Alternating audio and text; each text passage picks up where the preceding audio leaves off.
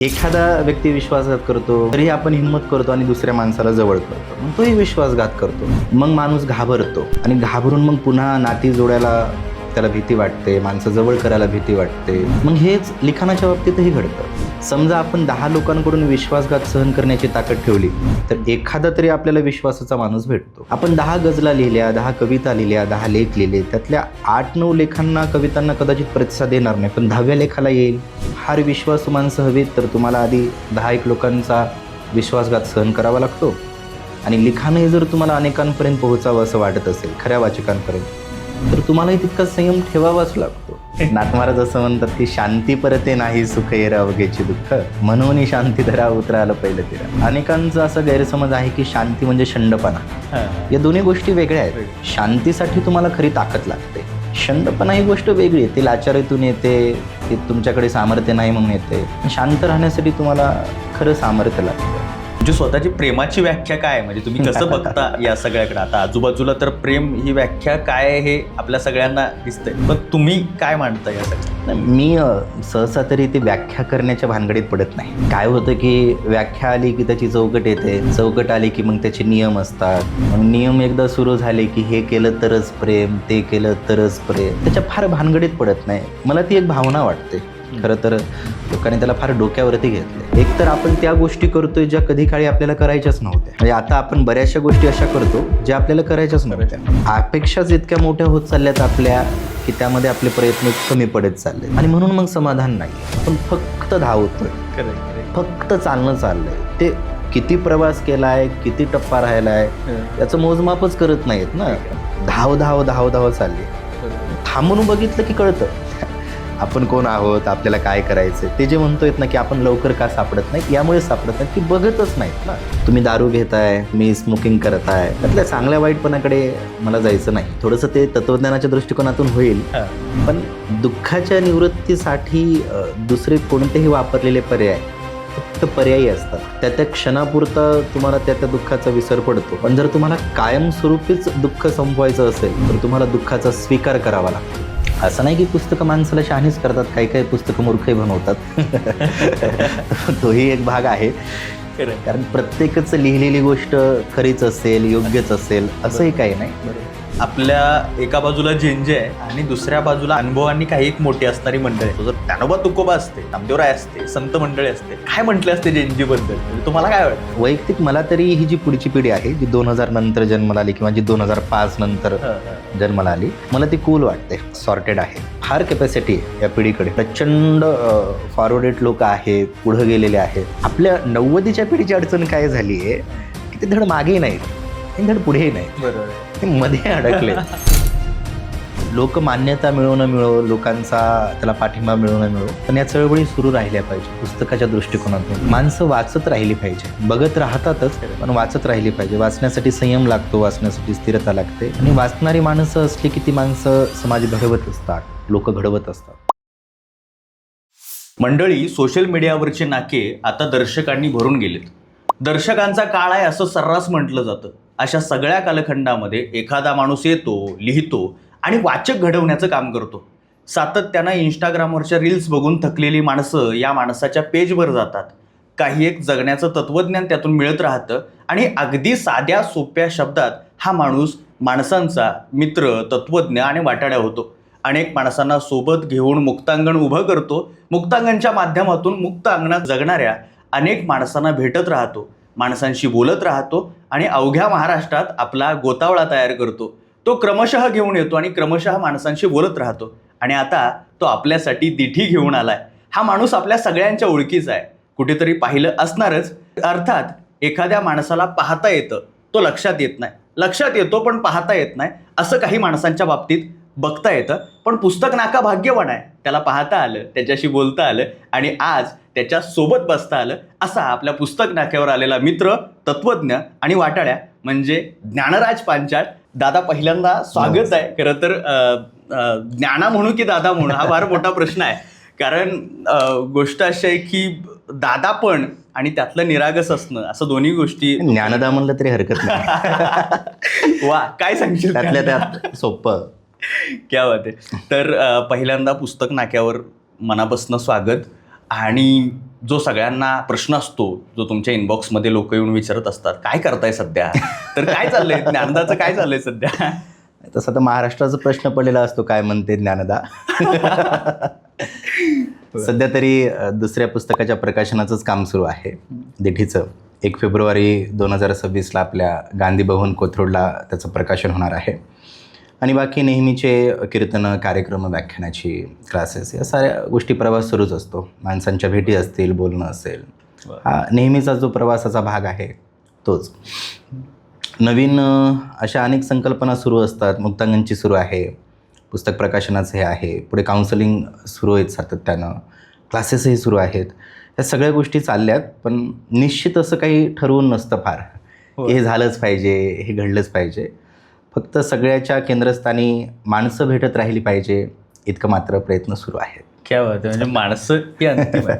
पण यात तुम्ही असं म्हणलं की हे असं सगळं चालू आहे, म्हणजे थोडक्यात मुक्तपणे या सगळ्या गोष्टी चालू आहेत. तुमच्या नावामध्ये जे काय तुम्ही मुक्त ज्ञानी असं त्या ठिकाणी कंसामध्ये असतं, तर नेमकं काय आहे? या सगळ्याच्या पाठीमागची काहीतरी एक गोष्ट असेल. फार मोठी अशी गोष्ट नाही आहे. माझ्या ताईचं नाव मुक्ता आहे आणि माझं नाव ज्ञानेश्वर असल्यामुळे मग तिचा मोबाईल मी फार सुरुवातीला वापरलेला. त्यामध्ये इंस्टाग्राम इन्स्टॉल केलेलं फार सुरुवातीला, नवीन होतं तेव्हा. आणि मग तिथून लिखाणासाठी काय नाव द्यावं, तर ते मुक्ता आणि ज्ञानेश्वर, त्याचं मुक्त ज्ञानी झालं. पुढे पुढे त्या नावाला अर्थ प्राप्त झाला. जसं ज्ञानोबारा बोलतात, अर्थ बोलायची वाटप आहे, की तो आधी शब्द आला, तो सहज अर्थ आधी येऊन बसला होता कदाचित, आणि मग तो शब्द तयार झाला. पण ज्यावेळेस तो शब्द लिहिला त्यावेळेस फार मोठी संकल्पना किंवा विचार त्याच्या मागे नव्हता. एक सामान्य अर्थाने की ताईचं नाव मुक्ता, माझं नाव ज्ञानेश्वर, असं ते मुक्त ज्ञानी वगैरे ते झालं. पण पुढे पुढे त्याला थोडंसं नावात काय असतं, पण नावात बरंच काही असतं असं आपण म्हणू शकतो. त्या अनुषंगाने ते घडत गेलं आणि मग त्यालाच तो अर्थ प्राप्त झाला. अगदी सुरुवातीला ज्यावेळेस ते नाव लिहिल्या गेलं त्यावेळेस कदाचित माझा हेतू पण नव्हता की त्यामागे हा विचार असावा, तो विचार असावा. पण जसं मी नेहमी म्हणत असतो की ठरवून काहीच करत नाही किंवा होत नाही. आधी शब्द निर्माण झाला, मग हळूहळू त्याला तो अर्थ प्राप्त होत गेला. की मी स्वतःही वेगवेगळ्या क्षेत्रामध्ये वावरत राहिलो, वेगवेगळ्या लोकांशी असेल, वेगवेगळ्या घटनांशी असेल, सगळ्यांशी लवचिकता ठेवत गेलो. आणि त्यामुळे मग त्या शब्दाला पण थोडासा व्यापक अर्थ येत गेला. मुळात आपण मुक्तच असतो, मुक्त होता परी बळे झाला बद्ध असं म्हणतो. मग थोडासा त्या, आणि ज्ञानमुक्तच असतं. त्याने जर बांधलं तर मग ते ज्ञान कसं करता. आम्ही मुक्त आहोत हे म्हणणं पण बंधनच असतं, पण तरी थोडासा अर्थ त्याला, व्यापक अर्थ आता मलाही लक्षात येतोय, अनेक जण त्या अनुषंगाने हे बघतात. मग हळूहळू त्या शब्दाला आता अर्थ प्राप्त होतो. पण सुरुवात इथूनच झालेली की माझं नाव ज्ञानेश्वर, ताईचं नाव मुक्ता, आणि त्यातून ते सहज शब्द सापडला. तो कसं ठरवून नाही. आता बरेच जण मुक्तच्या अनुषंगाने अनेक अकाउंट आता सापडतील. त्यांची काही स्टोरी मला माहीत नाही, पण माझ्या मागची मात्र हीच आहे. ते पण माणूस मुक्त आहे, पण त्याचा गोतावळा मात्र बांधलेला आहे. वर्षानुवर्ष तो तसाच आहे. म्हणजे मी नेहमी म्हणतो की दर्शकांच्या काळात वाचक भेटणं ही फार दुर्मिळ गोष्ट आहे, आणि ते लॉयल असणं ही पण फार मोठी गोष्ट आहे.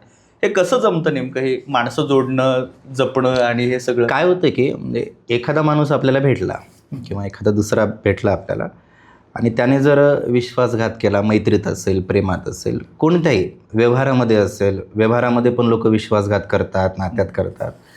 आणि मग एकदा तो वाईट अनुभव आला की माणसं दुसऱ्या माणसाला जवळ करत नाहीत.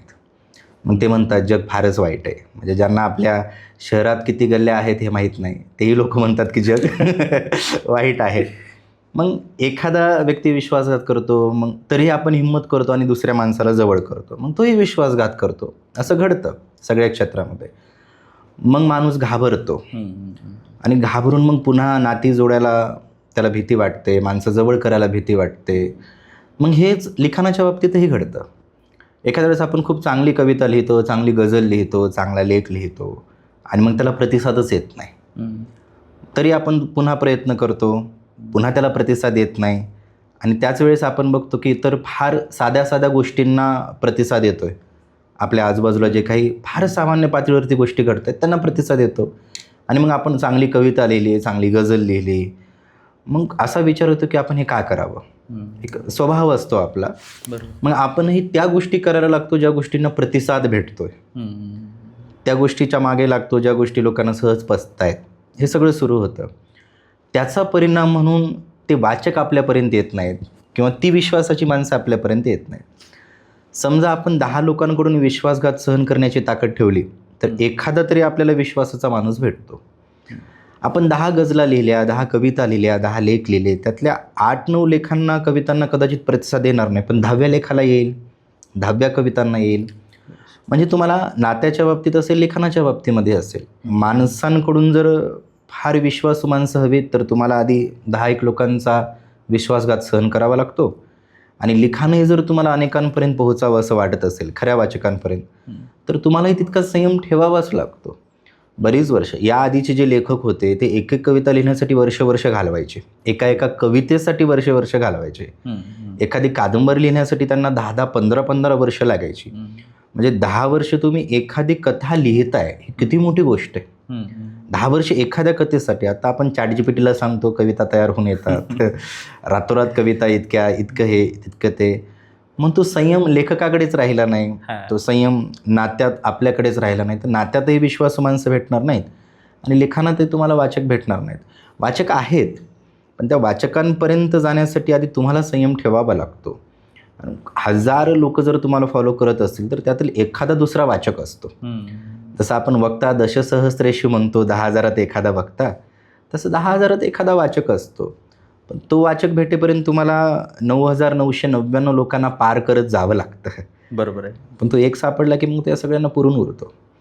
वाचक आहेत, लेखकही चांगले आहेत, फक्त वाचक त्या लेखकांपर्यंत जाऊ शकत नाहीत किंवा लेखक त्या वाचकांपर्यंत जाऊ शकत नाहीत, पण दोघंही आहेत. नात्यात विश्वासू माणसं आहेत, फक्त तुम्ही तिथपर्यंत जाऊ शकत नाहीत किंवा त्यांना तशी माणसं भेटत नाहीत, आपण भेटत नाहीत एकमेकांना, इतकंच कारण आहे. उत्तम वाचकही आहेत आणि उत्तम लेखकही आहेत. सोशल मीडियावरती उत्तम वाचक आहेत, लेखक आहेत, फक्त जसं की संयम ठेवावाच लागतो तुम्हाला. बरोबर. तर नात्यामध्ये यश आहे आणि लिखाणामध्ये पण यश आहे, नाही तर नाही. ठीक आहे. ही संयमाची प्रोसेस आहे. म्हणजे असं ठरवलं की संयम यायला हवा आणि तो अवतरला असं होत नाही.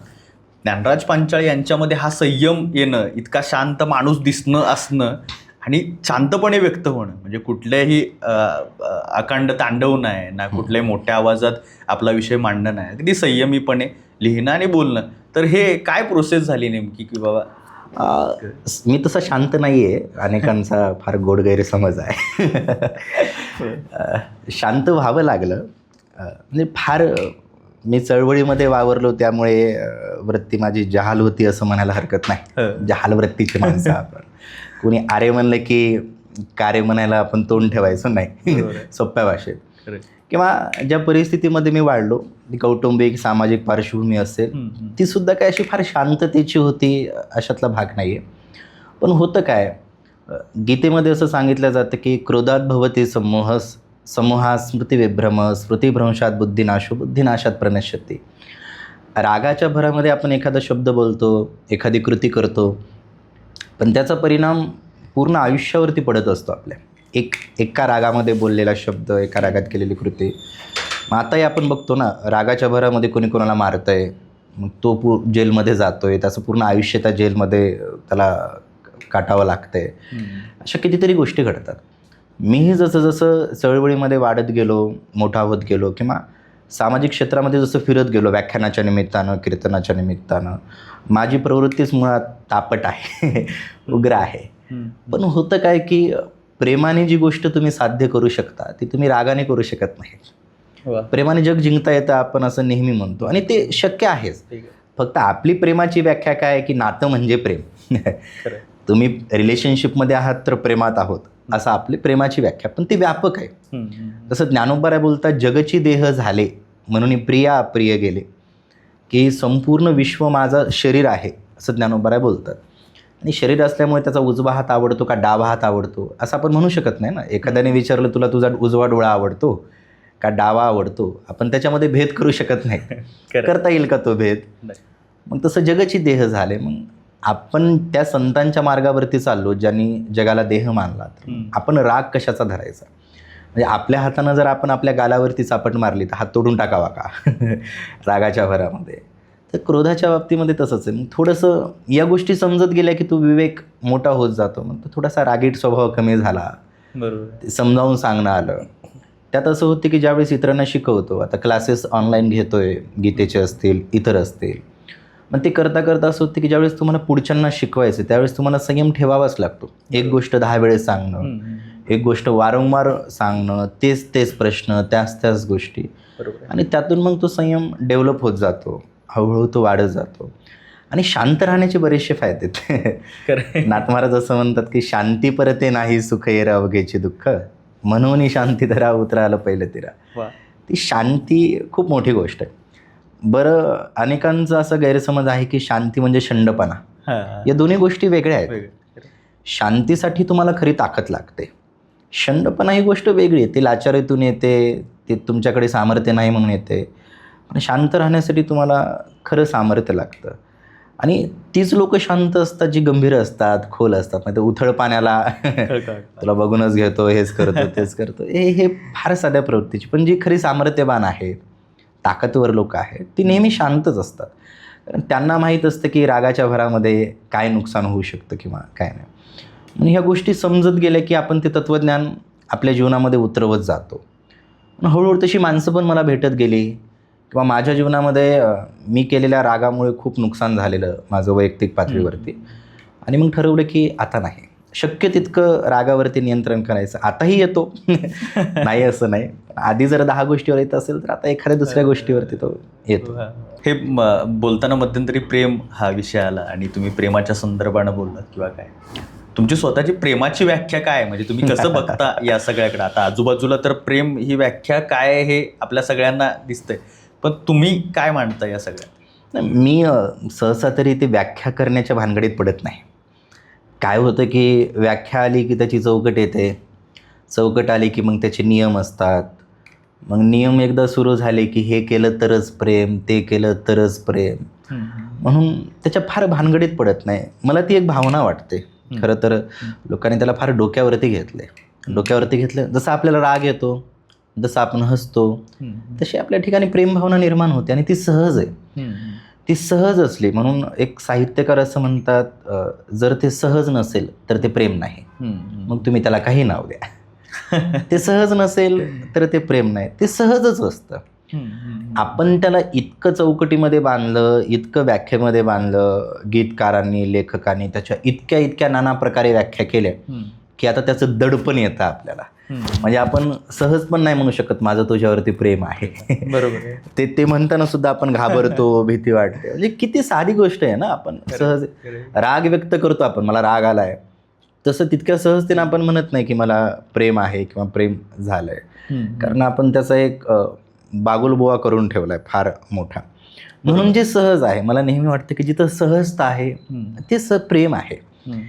तुकोबारायत एके ठिकाणी असं म्हणतात की तुमचा कंठ दाटून येतोय, तुमच्या रोम उभे राहिलेत पूर्ण शरीरावरती, आणि ओठ तुमचे पुटपुटतायत, काहीतरी डोळ्यातून अश्रू वाहत आहेत, तुम्हाला काहीतरी बोलायचं पण तुम्ही बोलू शकत नाहीत, ते प्रेम आहे. जे व्यक्त करता येत नाही तेच प्रेम आहे. आता ही पण एक व्याख्याच होईल, पण तरी की ज्याला असं बांधता येत नाही अक्षरांमध्ये, शब्दांमध्ये, कोणा चौकटीमध्ये, ते प्रेम असतं. सहज आपल्याकडे प्रेम म्हणले की नातं, लोक रिलेशनशिपमध्ये असतात आणि लोक म्हणतात आम्ही प्रेमात आहोत.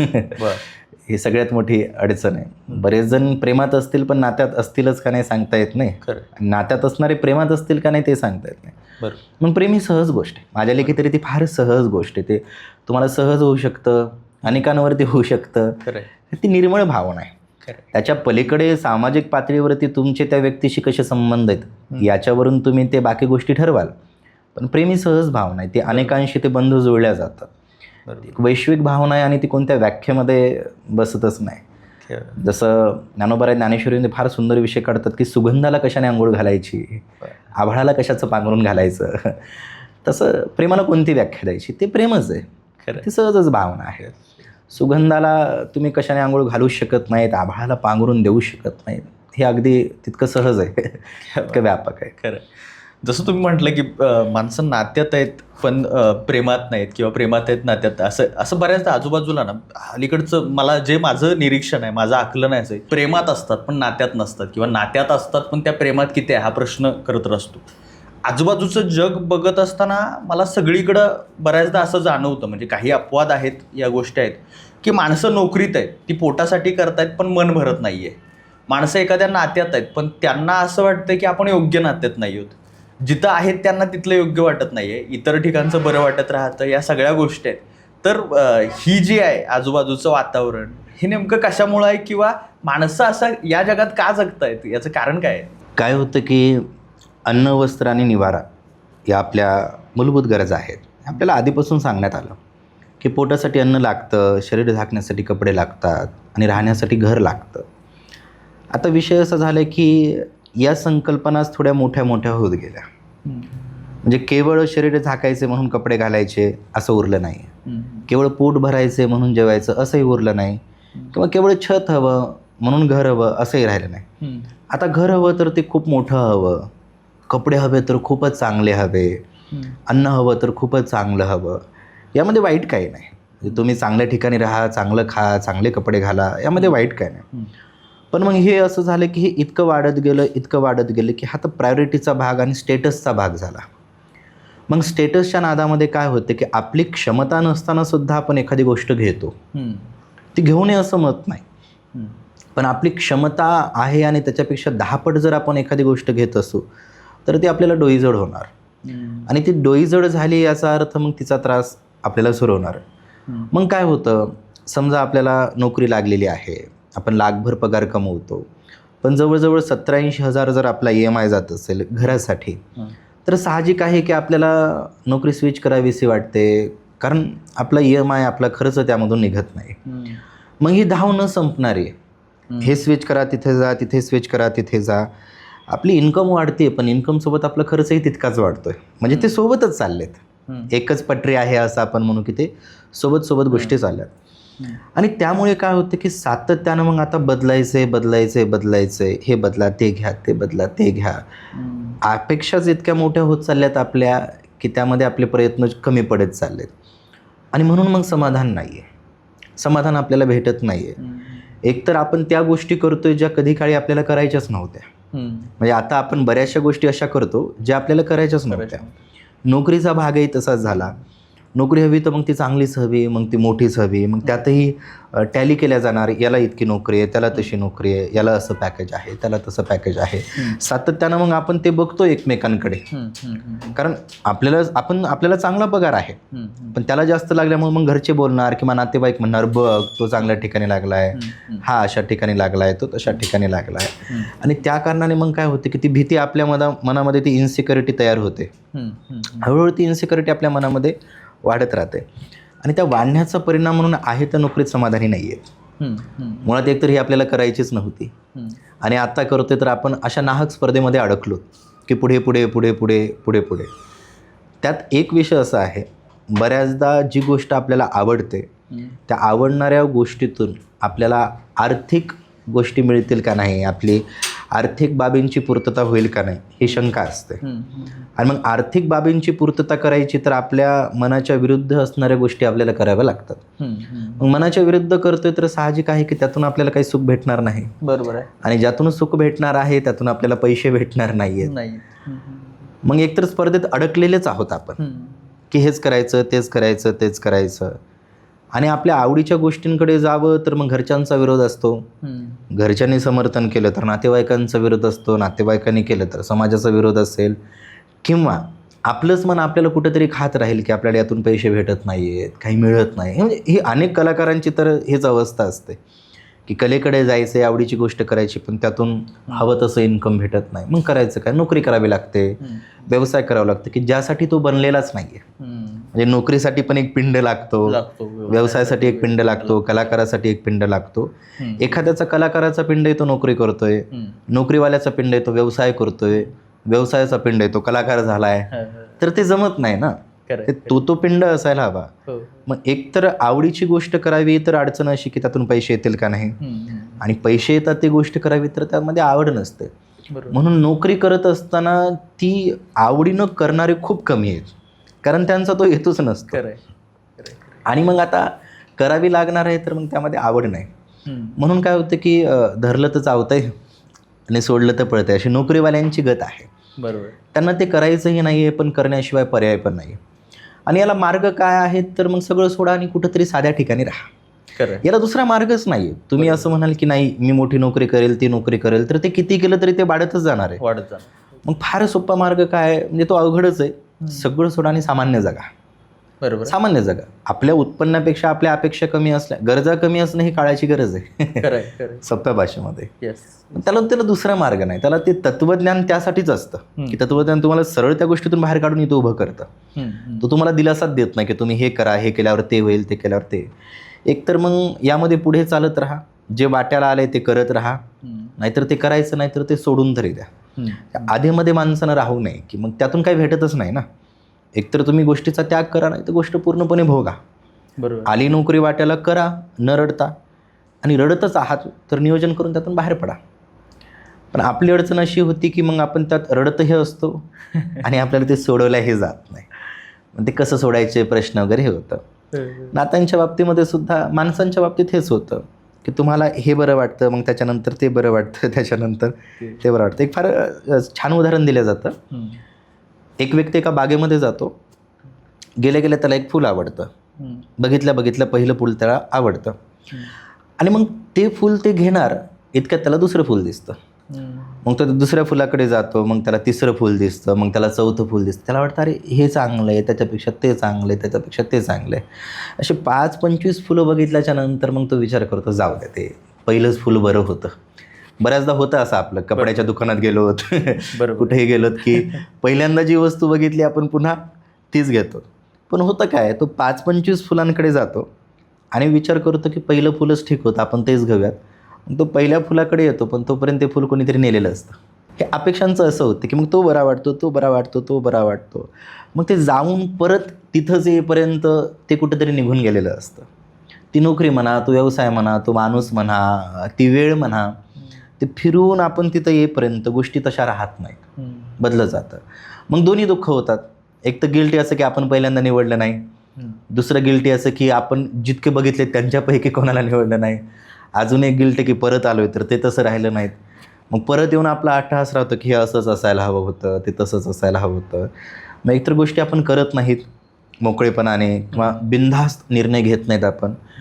आणि मग जर विचार करून निर्णय घेताय त्यातही समाधान नाही. म्हणजे कुठेही कोणत्याही अँगलने जर बघितलं आपण तर आशा संपत नाहीत. म्हणजे भेटत नाही तोपर्यंत ते भारी वाटतं. म्हणून ते हिंदीत म्हणतात, जो मिला वो माती ना मिला वो सोना. म्हणजे जे भेटलं ते मिट्टी आणि नाही भेटलं की ते सोनं. ते भेटत नाही तोपर्यंत त्याचा शास्त्रात एक सिद्धांत येतो आपला, अतिपरिचयात अवज्ञा. एखादी गोष्ट प्राप्त झाली, नित्यपरिचयाची झाली की तिच्याबद्दल आपल्याला काही वाटत नाही. सामान्य भाषेत घर की मुर्गी दाल बराबर असं आपण म्हणतो, ते तसं आहे. नित्यपरिचयाची झाली की तिचा अपमान घडतो. मग ते भेटलं, प्राप्त झाले की त्याच्यामध्ये सुख वाटत नाही. ते भेटत नाही तोपर्यंत आपल्याला त्याच्यात काय काय काय. लग्न न होणारे परेशान आहेत, त्यांना वाटतं काय आहे, झालेलीही अडचणीत आहेत, कारण त्यांना ते भेटले. ती भूमिका तशी असते, नोकरीच्या बाबतीत असो, व्यवसायाच्या बाबतीत असो, की कोण्या बाबतीमध्ये असो. खरं. पण या सगळ्यामध्ये बऱ्याचदा असं होतं की माणसं जे स्वतः आहेत ते जगत नाहीत. त्यांना जे ट्रेंडिंगमध्ये आहे, किंवा त्याचबरोबर जे लोकांच्या दृष्टिकोन, म्हणजे मला अमुक सुजितला आवडतं वक्ता होणं, आणि सुजितकडं बघून लोकांना असं वाटतं की त्यांना अमुक काहीतरी व्हावं. ते अमुक होण्याच्या भानगडीमध्ये आयुष्यातली बरीच वर्ष निघून जातात. आणि अशा काळामध्ये सुजितमधला वक्ता, जसं तुम्ही म्हणाला की 25व्या फुलाकडे म्हणजे पहिल्या फुलाकडे जाणं आणि या सगळ्या गोष्टी, माणसं स्वतःजवळ पोहोचायला एवढा वेळ का घेत असतील अलीकडच्या या सगळ्या प्रोसेसमध्ये, किंवा ही जे काय आहे की मला जे हवं आहे ते मला लवकर का ओळखता येत नाही? म्हणजे असं काय झालंय मध्ये की त्यात वेळ लागतोय? काय होतं की स्वतःपर्यंत पोहोचण्यासाठी तुम्हाला फार फिरावं लागतं, फार मोठा प्रवास करावा लागतो, तेव्हा आपण आपल्या स्वतःला सापडत असतो. संत एका ठिकाणी म्हणतात की मीच मज व्यालो पोटा आपुलिया आलो, की माझ्या पोटी मीच जन्माला आलो. याचा अर्थ काय, तर मी मला सापडलो. तो एक विचार असतो. तर संत असतील, महापुरुष असतील, तत्ववेत्ते असतील, किंवा आपण असो, आपल्यांमध्ये आणि त्यांच्यामध्ये काही फार फरक नाही. का त्यांना 3-4 हात होते, शिंग होते, पंख होते, अशातला काही भाग नाही. त्यांच्यामध्ये आणि आपल्यामध्ये जर कोणती गोष्ट वेगळी असेल तर ती फक्त आहे विचार. ज्ञानोबा एका ठिकाणी म्हणतात की मी कोण आहे असा करावा विचार, आपण कोण आहोत याचा आपण विचार करावा. तत्वज्ञानामध्ये सुद्धा तेच प्रश्न आहेत की तुम्ही कोण आहात, कुठून आलात, कुठे जायचं, हे काही मुख्य प्रश्न आहेत. मग या अशा कोणत्या प्रश्नांवरती आपण कधी विचार केला आहे? आपण कोण आहोत असं म्हणलं तर फार फार आपण आधार कार्डाचं नाव दाखवू. म्हणजे कोण आहोत ओळखायचं. समजा माझ्या ठिकाणी कोणती कला आहे हे बघण्यासाठी मला कला सादर तर कराव्या लागतील.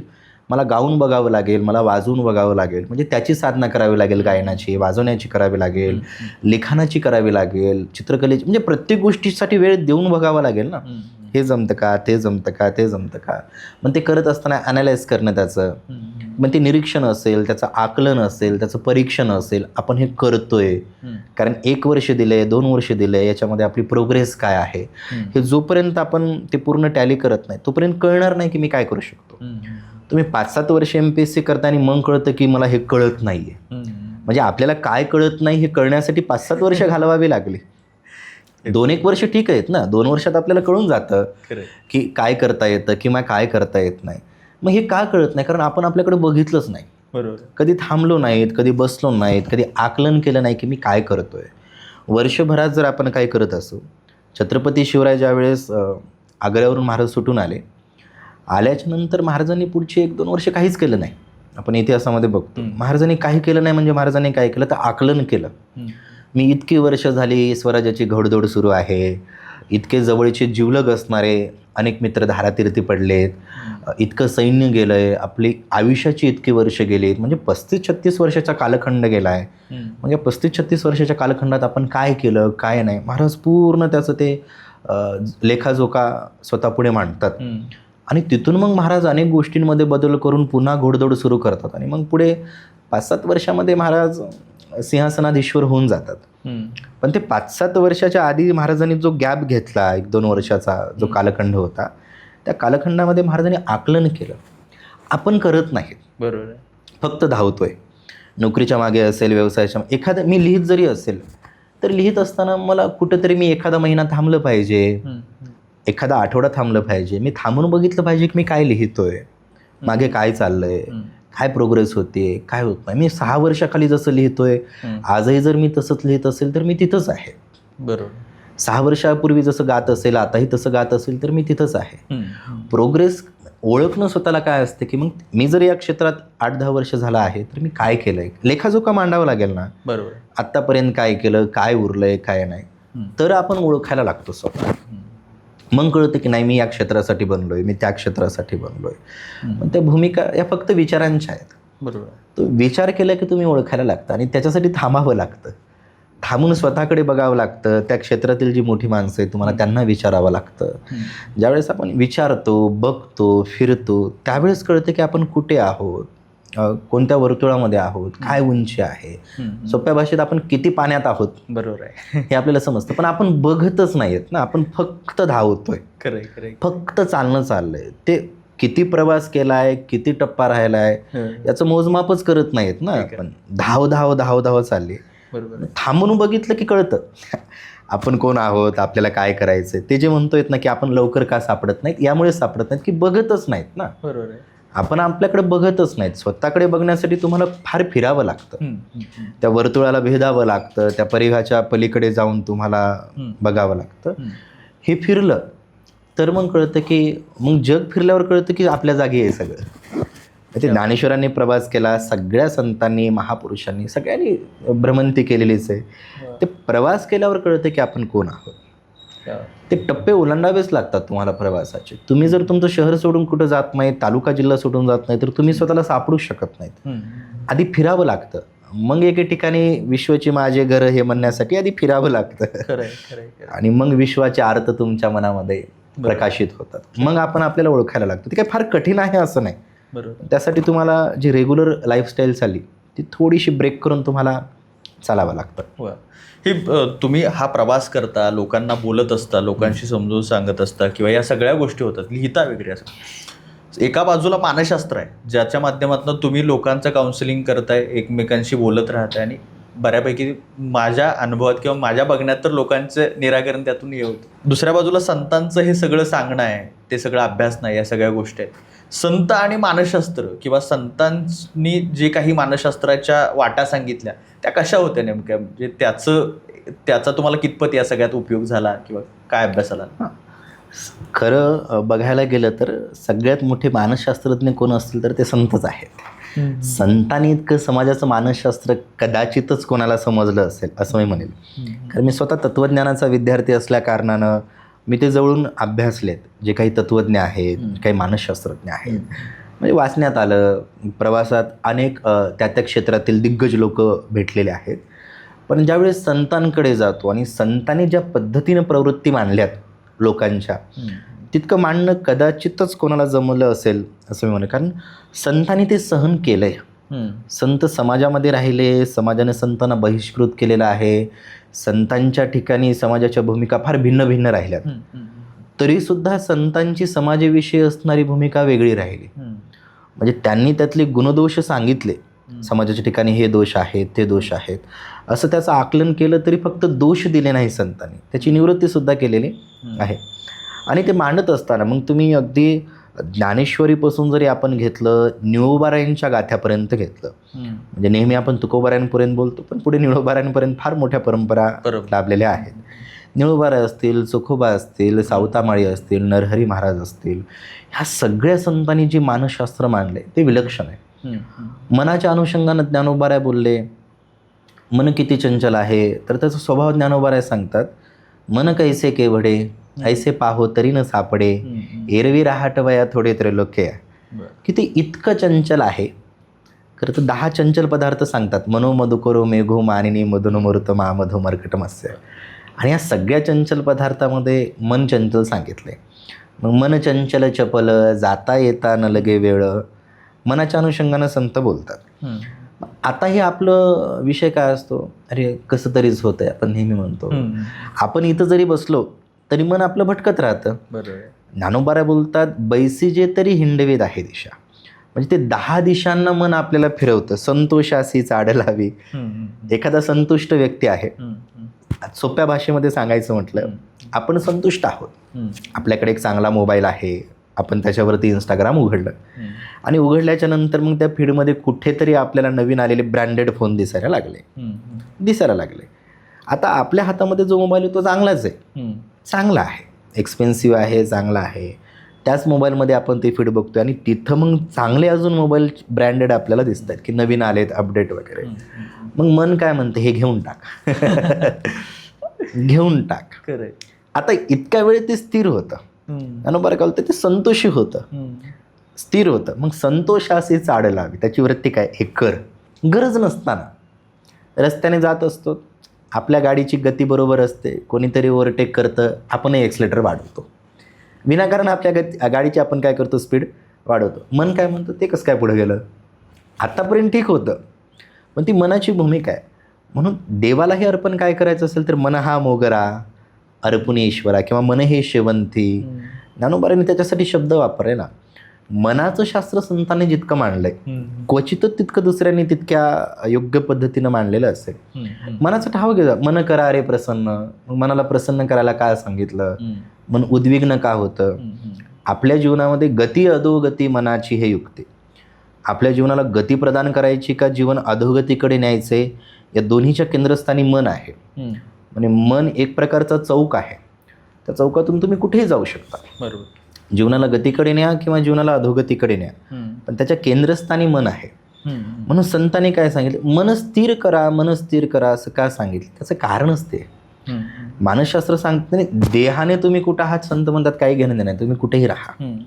एके ठिकाणी तर असं आले की आंघोळीची गरज नाही, पण मन मात्र तुमचं शुद्ध असायला हवं. ते मन चंगा तो कटौती में गंगा, संतांनी ते लिहिलंच ना. बरं, ते शुद्ध असण्याचा परिणाम काय, चित्त शुद्ध तरी शत्रू मित्र होते, व्याघ्रहीन खाती सर्पत आहे.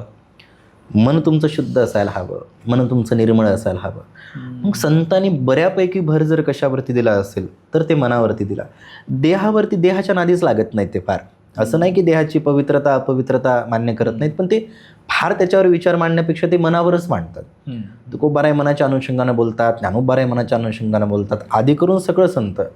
किंवा मना लागली या छंद, किंवा माझे चित्त तुझे पाया, किंवा आता कुठे धावे मन. सगळ्यांच्या ठिकाणी मन मन शब्दच आला ना.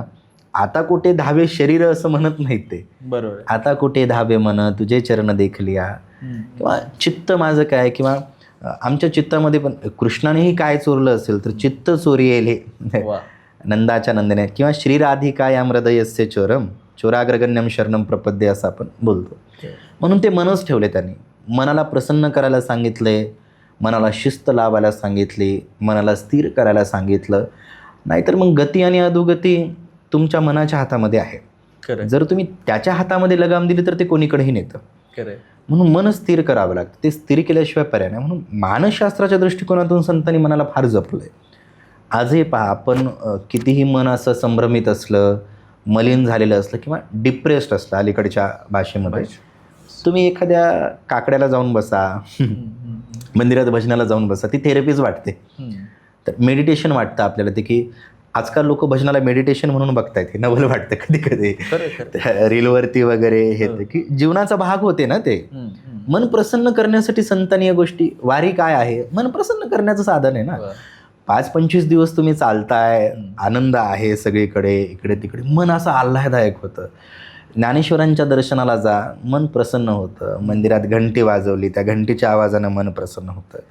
याच्या सगळ्या गोष्टी त्यांनी उभ्या केल्यात संतांनी, त्या सगळ्या मनासाठीच केलेल्या आहेत. म्हणून ते छान वाटतं. कथा कीर्तनात बसलं, तुम्ही भजनात बसताय, हरिपाठ गाताय, मंदिरातल्या घंटीचा आवाज येतोय, मृदंगाचा आवाज कानावरती पडतोय, हे सगळंच मानसशास्त्र आहे. लावणी, मृदंग, श्रुती, टाळ, घोष हे सगळंच मानसशास्त्र आहे. टाळांचा आवाज, असं कधी झालं का की मृदंगाचा आवाज कानावर पडला आणि तुम्हाला बोर वाटायला लागलं, मलिन वाटायला लागलं? उलट मलिन वाटत असेल तर ते प्रसन्न वाटतं, बरोबर, छान वाटतं. म्हणून कधी वारकऱ्यांना गरज नाही पडत काउन्सिलिंगची. अरे ते प्रसन्न असतात, त्यांच्या जीवनामध्ये काही घडो, ठेविले आनंदे तैसीचे राहावे चित्ती असू द्या समाधान म्हणत राहतात ते. कारण असं नाही की ते काही प्रयत्न करत नाहीत, पण ते निवांत राहतात, मन स्थिर राहतं. का? कारण कळत न कळत संतांसारखे काउन्सिलर भेटलेत, ज्यांनी सहज मानसशास्त्र मांडले. फार त्याला किचकट केलं नाही, फार त्याला कठीण केलं नाही. त्याला प्रसन्न करायला सांगितलं, त्याला अभ्यास करायला सांगितलं, त्याला परमार्थ करायला सांगितलं, चांगल्या वाईटाचा विचार. म्हणजे हळूहळू त्या मनाची त्यांनी जडणघडण केली. संत शरीराची जडणघडण करत नाहीत, संतांनी मनाची जडणघडण केली. म्हणून त्या सहवासात गेले की मन आपलं खातारे, दारू पिऊ नये, हे करू नये. ते काही कुठं सांगितलं का त्यांनी? काही काठ्या घेऊन मागं लागले का ते? पण त्यांनी फक्त मनाला सांगितलं, मन आपल्याला सांगतं. संतांसारखे मानसशास्त्रज्ञ दुसरे तरी कोणी नाहीत असं मला तरी वाटतं. अगदीच. हे जे आहे म्हणजे मला असं आता याच्यावरून आठवलं, माझे अनेक मित्र मला असं म्हणत असतात की तुम्ही व्यसन करत नाही, मग तुम्ही तुमच्या आयुष्यातली दुःख कशी विसरता? तुम्ही मांस खात नाही, तुम्ही व्यसन करत नाही ना, तुम्ही कुठे चुकीच्या मार्गाला जात असता. तर त्यावेळी तुमचं हे होतं. तर मला असं वाटतं की त्यावेळी आपल्याकडे जगण्याचे प्रयोग असतात, जे संतांनी जे दिले, हे कीर्तन, अभंग, भजन, या सगळ्यामध्ये आपल्याला तो मार्ग सापडतो. स्वतः ज्ञानराज पांचाळे यांचे जगण्याचे प्रयोग काय आहेत? हे म्हणजे जगणं काय असं म्हणतो ना आपण की हिलिंग नावाचा प्रयोग, ते काउन्सिलिंग करतात, भारी करतात या सगळ्या गोष्टी. पण त्यांच्या जगण्याचं कसं, म्हणजे काहीतरी मार्ग असेल स्वतःला जगवत ठेवण्याचा? नाही, एवढं भारी असतं. मुळात थोडंसं ते तत्वज्ञानाच्या दृष्टिकोनातून होईल, पण दुःखाच्या निवृत्तीसाठी दुसरे कोणतेही वापरलेले पर्याय हे फक्त पर्यायी असतात. तुम्ही दारू घेताय, तुम्ही स्मोकिंग करताय, त्यातल्या चांगल्या वाईटपणाकडे मला जायचं नाही आहे, तो त्या माणसांचा वैयक्तिक विषय. पण ती दारू घेतली किंवा तुम्ही बारमध्ये गेले किंवा तुम्ही स्मोकिंग करताय किंवा इतर अनेक गोष्टी आहेत, त्या गोष्टी करताय तर ते कसं असतं की त्या वेळेपुरतं तुम्ही ते दुःख विसरता, त्या क्षणापुरता तुम्हाला त्या दुःखाचा विसर पडतो. पण जर तुम्हाला कायमस्वरूपीच दुःख संपवायचं असेल तर तुम्हाला दुःखाचा स्वीकार करावा लागतो. क्या बात आहे. हे दुःख आहेच हे स्वीकारलं की तुम्ही सुखी होता. मुळात आपली अडचण अशी की आपण त्या दुःखापासून दूर पळतो, म्हणजे दुःखाचा विसर पडावा असं आपल्याला वाटतं. म्हणजे तुम्ही ड्रिंक करताय तर तुम्हाला त्या काही तासापुरता त्या दुःखाचा विसर पडतो, स्मोकिंग करताय तर त्या काही मिनिटापुरता तुम्हाला त्याचा विसर पडतो, किंवा इतरत्र करत असता गोष्टी तर त्यात कधी 1 तासापुरता, कधी 2 तासापुरता. पण ज्यावेळेस तुम्ही ड्रिंक केली आणि 10-12 तासानंतर ते उतरली नशा, तर पुन्हा तुम्हाला ते दुःख पुढं आहेच. मग पुन्हा तुम्ही काय करणार? अजून 10-12 तासानंतर ड्रिंक करणार. मग ही प्रोसेस कशी, ही कंटिन्यू चालते ना. तुम्ही फक्त त्या भ्रमामध्ये आहात. थोडा वेळ तुम्हाला ती गोष्ट बाजूला ठेवते, थोडा वेळ बाजूला ठेवते. पण ज्या क्षणी तुम्ही स्वीकार करता की हे दुःखच आहे, हे दुःखच आहे. त्यावेळेस तुम्ही सुखी होता. संत म्हणतात सर्व सुखल्यालो सर्व अलंकार, आम्ही सगळ्या बाजूनं सुखी आहोत. म्हणजे ते काय फारच सगळ्या बाजूनं सुखी होते का? बघायला गेलं तर काय होतं, बरोबर. पण ते सुखी काय होते? कारण त्यांनी स्वीकारले की सुख नावाची गोष्टच नाही कोणती. सुखाचा विचार नाही कोठे, म्हणजे सुख नावाच्या संकल्पनेचा विचारसुद्धा इथं अस्तित्वात नाही. मग काय होतं, जी गोष्ट जिथं नाही ती गोष्ट तिथं शोधत राहिली की माणसाला दुःख होतं. बरोबर आहे. सोप्या भाषेमध्ये मी नेहमी उदाहरण देतो. एक गरुड आहे आणि एक मासा आहे. आता त्या माशाजवळ तुम्ही जाताय आणि त्या माशाला म्हणताय की मला उंच आकाशामध्ये उडून दाखव, आणि त्या गरुडाजवळ जाऊन त्या गरुडाला म्हणताय की मला पाण्यामध्ये पोहून दाखव. आता विषय असा की अपेक्षा आपली आहे गरुडाकडून की त्याने पाण्यामध्ये पोहावं, आणि माशाकडून अपेक्षा आहे की त्याने उंच आकाशामध्ये उडावं. आता विषय असा, गरुड पाण्यात पोहू शकत नाही, मासा आकाशात उडू शकत नाही. हे गरुडाला माहीत आहे, माशाला माहीत आहे. पण आपलं दुःख काय, हा का उडत नाही आणि हा का पोहून दाखवत नाही. बरोबर आहे. गरुडाकडून अपेक्षा ठेवली की उंच आकाशात उडून दाखव. जर तो उडाला नाही तर तुम्ही दुःख व्यक्त करा ना. तुम्ही त्याच्याकडून अपेक्षा ठेवताय की पोहून दाखव आणि स्वतःला त्रास करून घेताय की माझा अपेक्षा भंग झाला मी तुझ्याकडून अपेक्षा केल्या होत्या. म्हणजे कोणाकडून काय अपेक्षा करावं कळलं पाहिजे. तसं या प्रातिभासिक सत्तेचा तत्वज्ञानाच्या भाषेत किंवा आपल्या सामान्य भाषेत व्यावहारिक जगाचा विचार केला तर इथून जर तुम्ही सुखाची अपेक्षा ठेवतात तर तुम्ही कधीच सुखी नाही होऊ शकत. माझ्या जीवनामध्ये मी तत्वज्ञानाचा विद्यार्थी आहे किंवा संत परंपरेमध्ये वाढलो कदाचित, म्हणून मी तो स्वीकार केला आहे की जीवन दुःखाचाच भाग आहे. सुख कधीतरी येतं. सुख पाहता जवा पडे दुःख पर्वता एवढे. जर तुम्ही स्वीकारलेच की हे दुःखच आहे तरच तुम्ही सुखी व्हाल ना. तुम्ही सुखाची अपेक्षा ठेवताय, दुःख वास्तव आहे. म्हणून बघ की दुःख जपण्यासाठी प्रयत्न करावे लागत नाहीत, सुखासाठी प्रयत्न करावे लागतात. सुखाच्या एका एका क्षणासाठी तुम्हाला प्रयत्न करावे लागतात. आमचे गुरुजी गमतीनं एक कथा सांगायची. एकदा जंगलामध्ये एका माणसाच्या मागे वाघ लागला. तो धावतोय, वाघ मागे लागला आणि धावता धावता तो एका कोरड्या विहिरीमध्ये पडतो. बरं, पडताना असं होतं की त्या विहिरीमध्ये अर्ध्याच भागावरती एक झाड असतं. तो झाडाला अडकतो.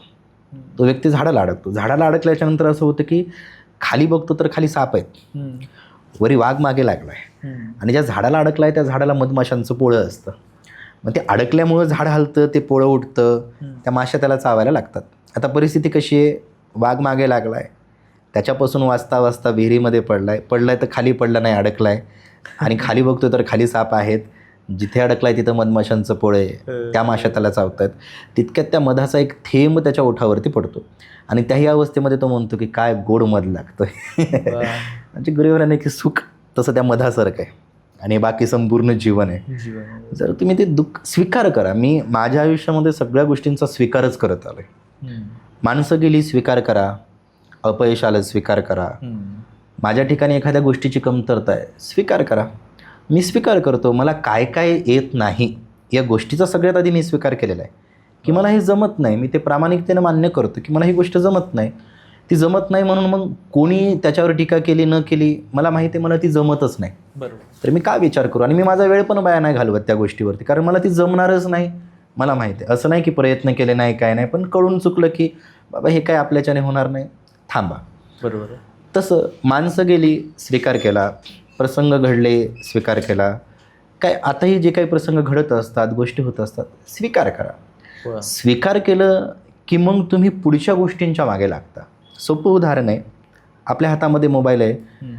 आता दोन भूमिका आहेत. मोबाईल आपण वापरतोय, बोलत असता, चालत असता अचानक मोबाईल हातामधून पडला, फुटला. पहिली प्रतिक्रिया आपली काय असणार, अरे आपल्याला वाईट वाटणार, मी असा धरला असता, तसा धरला असता, कदाचित त्याला गार्ड लावलं असतं, हे केलं असतं, ते केलं असतं तर तो फुटला नसता. आपली बुद्धी विचार करते. बरं, त्याने काय होतं, गिल्ट येतं. आपण असा धरायला हवा होता, आपण इथं नकोच यायला हवं होतं, तेच करायला हवं होतं. आता हे इतकं सगळं करून काय होणार आहे, शेवटी आपण तो रिपेअरवाल्याकडे देणार आहे. दुसरा विचार कसा आहे, मोबाईल हातामध्ये पडला, फुटल्याबरोबर आपण उचलला आणि दुकानदाराकडे नेला. आता या दोन्ही भूमिकांमध्ये काय आहे की शेवटी तुम्हाला तो नीट करायलाच टाकायचा आहे. पण पहिल्या भूमिकेमध्ये तुम्ही पूर्ण त्या प्रवासामध्ये गिल्ट घेतला, असं धरलं असतं, तसं धरलं असतं, हे झालं, ते झालं, ते झालं, तरी तुम्हाला नीट करायलाच द्यायचं आहे. दुसऱ्या याच्यामध्ये तुम्ही तो मधला जो पॅच आहे तो पॅचच स्किप करताय. फुटलं, ठीक आहे, तुम्ही दुकानदाराकडे देताय. आता शेवटी दुकानदाराकडे द्यायचं आहे, बरं पडला, आता तुम्ही त्याला बदलू शकणार आहेत का? नाही. पण जी गोष्ट आपण बदलू शकत नाहीत त्या गोष्टीचा पश्चातापही करू नये आणि खंतही करू नये. वा. आणि मी ते करत नाही. माझ्या आयुष्यात चुका घडल्या, कदाचित मी त्याची पुनरावृत्ती करणार नाही, पण त्या घडल्या ना, मी बदलू शकतो का? नाही बदलू शकत. फार तर मी पुन्हा नाही करू शकत. पण तेव्हा काहीतरी केलं म्हणून आत्ता विनाकारण वर्तमानावरती त्याचं ओझं टाकायचं हे नाही.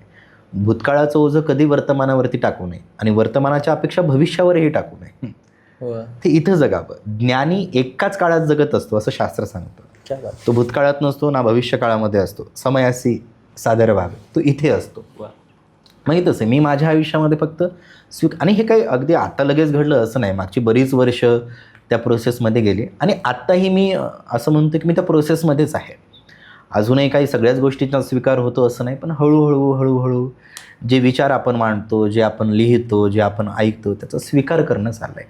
म्हणून दुःखाचा स्वीकार, एकदा त्याचा स्वीकार केला, वास्तवाचा स्वीकार केला की मग त्याच्या अंतर्गत या सगळ्या गोष्टी येतात. कदाचित स्वीकार करतो म्हणून मी इथपर्यंत आलो आहे आणि स्वीकार करतो म्हणून कदाचित अजून 4 पावलं पुढचा प्रवासही मला करता येईल. स्वीकार करतो म्हणून मला फार दुःख होत नाही, तेवढ्यापुरतं वाटतं. शेवटी व्यक्ती आहोत आपण, माणूस आहोत, माणसांच्या प्रसंगांच्या बाबतीत वाटतं, पण त्याची फार खंत वाटत नाही, त्याचा पश्चाताप वाटत नाही किंवा त्याच्यामध्ये गुंतून राहत नाही. थोडं पुढे चालत राहतो. मी स्वीकार केला म्हणून मी इथपर्यंत आलो आहे. सगळ्यात आधी स्वतःचा स्वीकार केला आणि मग जगाचा स्वीकार केला की जग असं आहे, मीही असा आहे. म्हणून जग काय वागलं त्याचा मला त्रास होत नाही आणि माझाही मला त्रास होत नाही. माझा लोकांना होत असेल असा वागतो तसा वागतो, पण माझा मला होत नाही, कारण मी मला स्वीकारलेलं आहे. एकदा स्वीकार केला कोणत्याही गोष्टींचा, विचारांचा, की जगणं सोपं होतं. ह्या सगळ्या प्रवासामध्ये एक वाचनाची म्हणून भूमिका असते. म्हणजे पुस्तकं म्हणजे अनुभव घडवतात, पण या सगळ्यामध्ये पुस्तकांनी काही एक संयम तयार केला असेल किंवा पुस्तकांनी काही ना काही आयुष्यामध्ये होतं. तर तुमच्या आयुष्यातलं हे पुस्तकांचं स्थान नेमकं कसं आहे किंवा पहिल्यापासूनचा हा प्रवास नेमका कसा राहील? आंबेडकरांचं एक फार सुंदर वाक्य आहे, त्यांचंच असेल कदाचित, माझ्या तरी वाचनात त्यांच्या नावाखाली आलं. ते असं म्हणतात की मी जितका अधिक वाचत गेलो तितकं मला समजलं की मी काहीच नाही वाचलं. वाचनाच्या बाबतीमध्ये ते बोलतात. आणि याने माणसं समृद्ध होतात यात शंकाच नाही. काय होतं की प्रत्येक अनुभवाच्या कसोटीवरती आपण स्वतः खरे उतरू शकत नाहीत. मी इथं आहे आणि एखादी गोष्ट परदेशामध्ये घडली आहे, तिथला एखादा प्रसंग आहे, तर मी तिथं जाऊन ते जगू शकत नाही. पण त्याने, एखाद्या व्यक्तीने ते जगलं आहे आणि त्यांनी ते लिहिलं आहे, तर ते लिहिलेल्या शब्दावरून मी ते शब्द जगू शकतो, तो अनुभव मी जगू शकतो. म्हणजे पुस्तकांच्या बाबतीमध्ये असं होते की एकाच आयुष्यामध्ये जर आपण 100 कथा वाचल्या तर आपण 100 कथांचं आयुष्य जगतो, 100 लोकांचं आयुष्य आपण जगतो. म्हणजे प्रत्येक पुस्तक म्हणजे एक नवीन आयुष्य आहे असं म्हणायला हरकत नाही. एक नवीन दृष्टी आहे, नवा आयाम आपल्याला त्यातून भेटतो. असं नाही की पुस्तकं माणसाला शहाणीच करतात, काही काही पुस्तकं मूर्खही बनवतात. तोही एक भाग आहे, कारण प्रत्येकच लिहिलेली गोष्ट खरीच असेल, योग्यच असेल असंही काही नाही. बरोबर. पण जसं आपण तिथंच न थांबता ज्यावेळेस खूप वाचतो त्यावेळेस आपल्याला त्यातलं खरे खोटेपणा समजत जातो, चांगलं वाईटपणा कळत जातो. पण पुस्तकं माणसाला समृद्ध करतातच, यात काही शंका नाही. माझ्या हे वैयक्तिक आयुष्यामध्ये मी फार लहानपणापासून हे वर्तमानपत्र असतील, छान छान गोष्टीचे पुस्तकं असतील, तिथून ते अगदी सुरुवातीच्या काळात, म्हणजे ज्यावेळेस मला वाचायला येत होतं, आपण 5वीला वगैरे म्हणून की बऱ्यापैकी मराठी वाचता येत होती, तर तिथून मग बरीचशी अशी पुस्तकं वाचली की जी समजतच नव्हती. पण आवड आहे, चला भारी काहीतरी वाचतं, एक फिलिंग असते, तसं ते वाचायचो. आणि मग हळूहळू असं झालं की ती एक आवड तयार झाली, सवयीचा भाग. म्हणजे माझं असं आहे की मी काय, आता मोबाईलच नव्हते मुळातच. मला फर्स्ट इयरच्या सेकंड सेमला माझ्या हातामध्ये स्मार्टफोन आला. थोडक्यात 12वीपर्यंत कामच काय ना, बरोबर. टाईमपास करायचं कशाला, मग जेवताना काय करायचं ते घेऊन बसा. आणि त्यातही आता वारकरी शिक्षण संस्थेत होतं, त्यामुळे ते पाठांतर करावंच लागायचं. हरिपाठ असेल, अभंग असतील, ज्ञानेश्वरीच्या ओव्या असतील, म्हणून ते ग्रंथ जवळच असायचे. ज्ञानेश्वरी गेली की गाथा असायचा, गाथा हातातून गेला की हरिपाठ हे असायचं.